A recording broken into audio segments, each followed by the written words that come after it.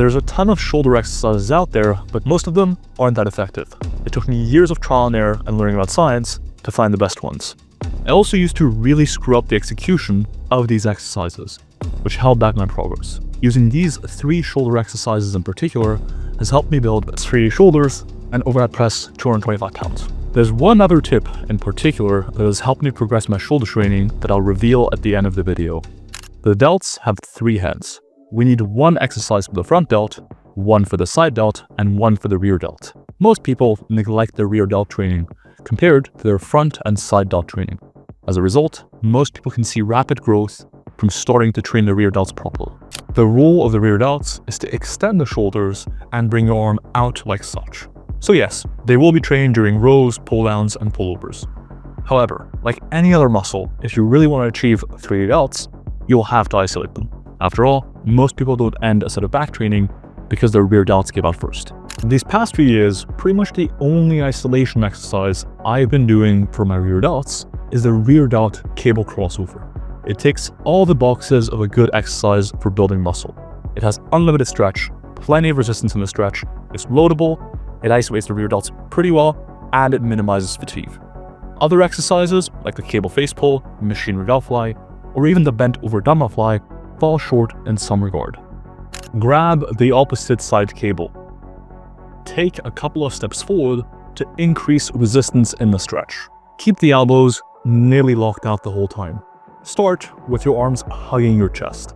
Bring your arms out in an arc explosively. Control the weight down over a couple of seconds, pause, and explode. The only things moving should be your arms, not your hips or your spine. Just like any other muscle, you probably want to aim for around 30 weekly sets for maximum muscle growth.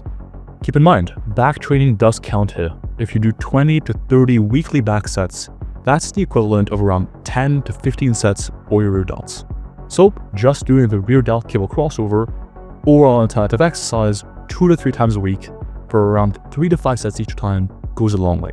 If you struggle to get in this amount of volume, just do a drop set.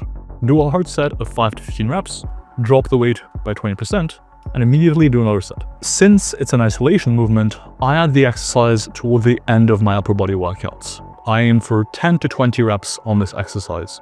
You already get heavier rear delt training from your back work, plus that first rep can be challenging with heavy weights since you don't have any stretch reflex to start off with.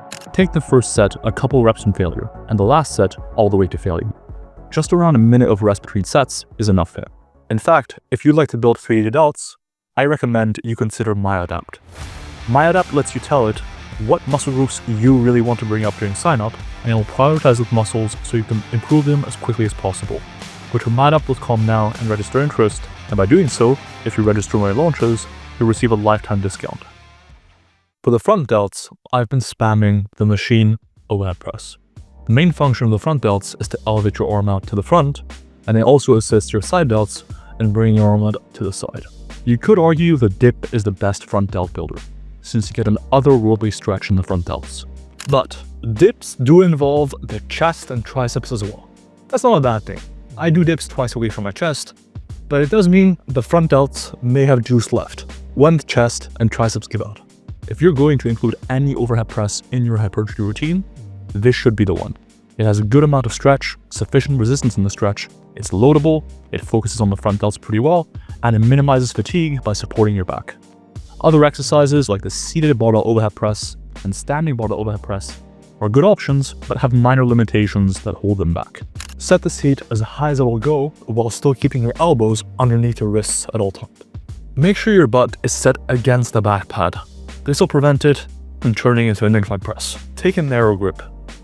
Your biceps should press up against your forearms. This will increase tricep stretch. Press up explosively. Control the weight down over 2 seconds, pause briefly and stretch, repeat. Keep a tall chest and press your lower back into the back pad. Make the weight stack hover at the bottom. This will get a great loaded stretch from your delts, helping them grow. Benching, dips, and incline pressing already get you a good amount of front delt training. In fact, these movements provide a better stretch for the front delts than overhead pressing does. However, they involve the chest and triceps quite heavily. Since your front delts get trained pretty well during most pushing exercises, I aim to train them 2 to 3 times a week for 3 to 5 sets each time. Yet again, the machine overhead press is very well suited to drop sets.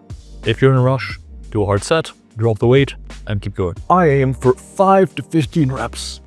Since the overhead press is a compound movement, high reps can get you out of breath before your front delts give us. Around 90 seconds of rest works great here, based on the latest research. A couple reps shy of failure for the first set, all the way to failure for the last set. Compound movements are probably performed best earlier into the workout. Whatever you train first will be trained slightly more effectively. So, overhead pressing earlier into the workout can maximize its effect on several muscles at once. Finally, the side delts. Although the side delts are a small muscle, they are arguably the most important in having a nice V taper. To develop them, I have been focusing on cable ladder raises. They are single arm, which some people find frustrating. I'll give you some alternatives at the end of the video. The role of the side delt is primarily to elevate the arm outwards, though they also assist the front delts in elevating the arm out in front and assist the rear delts in bringing the arm out.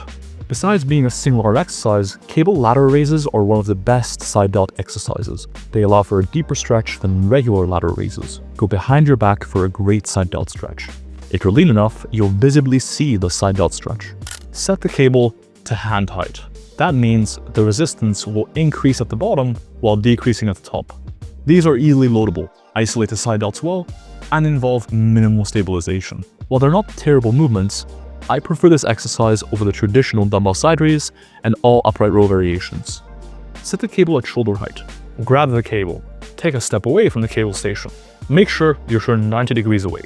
Start with the cable halfway behind your back, right between your butt cheeks. Raise the cable out in an arc explosively. As the exercise gets harder, it can be tempting to start shrugging your arm up to make the movement a bit easier. There's nothing wrong with this. It serves as a mini mechanical drop set within the set, but it will involve the traps a bit more. For maximum side delt focus, try to bring the arm out in an arc, with the arm nearly locked out. Once your upper arm is parallel to the ground, control the weight back down over a couple of seconds or so. Pause in the stretch and repeat. The most common mistakes are to extend your spine on the way up, bend sideways, or bend the elbows excessively as the going gets hard. While you don't need to be a machine, or dare I say, a cyborg, trying to stay strict is probably a good idea. While the side delts get some stimulus from compound training, they help out the front delts and rear delts with shoulder flexion and shoulder horizontal abduction after all, you'll probably need more training for your side delts. Not only do they not get as much love from compound training, they're also the most important head of the side delts for the 3D delt look. Since they don't get as much love from compound training, I aim to train them 3 to 4 times a week for 3 to 5 sets each time. I hate TikTok as much as the next person, but the phrase spam ladder raises has a kernel of truth. I aim for 5 to 15 reps. Higher reps on a standing single arm movement can get real tiresome real fast. Around 60 to 90 seconds of rest between 2 sets for the same arm works great. The single arm component doesn't personally bother me too much here. You're training such a small fraction of your overall musculature that you don't end up too out of breath after a set. So you can just train one side while the other rests. A couple of reps shy of failure for the first set and all the way to failure for the last set. These are the 3 exercises I've performed nearly every week for at least a few years now. As promised, here are some of the alternatives I use in my train. For the rear delts, I'll occasionally do the lying dumbbell rear delt fly, especially when traveling or working on a busy gym, where I'll struggle to get access to cables. For the front delts, I'll occasionally do the seated dumbbell overhead press. While finding a bench can be tricky in a busy gym, and I don't always feel like cleaning heavy dumbbells into position, it's otherwise a very worthwhile alternative. For the side delts, the other 2 exercises I frequently use are the lying dumbbell side raise for that sweet stretch emphasis, and the machine ladder raise when I feel like trading off stretch for training both arms at once and sitting down for a minute. Plus, the machine ladder raise is great for drop sets when you're in a hurry. Regardless, these are the 3 exercises you need to incorporate into your routine for 3D delts. I think these 3 are some of your best picks, but don't be afraid to switch things up when needed. The one progression tip that's helped me most over the years has been double progression. Adding weight week to week for shoulder exercises is nearly impossible as an advanced lifter.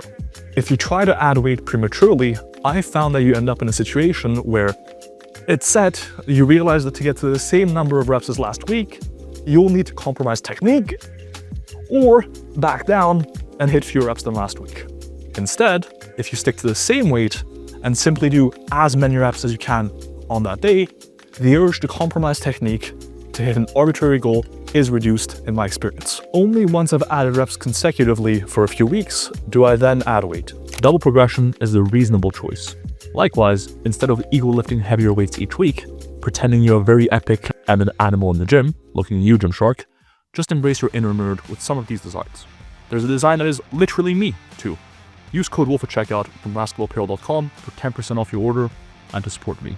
Define, developed, dominated 3D deltoids. Until next time.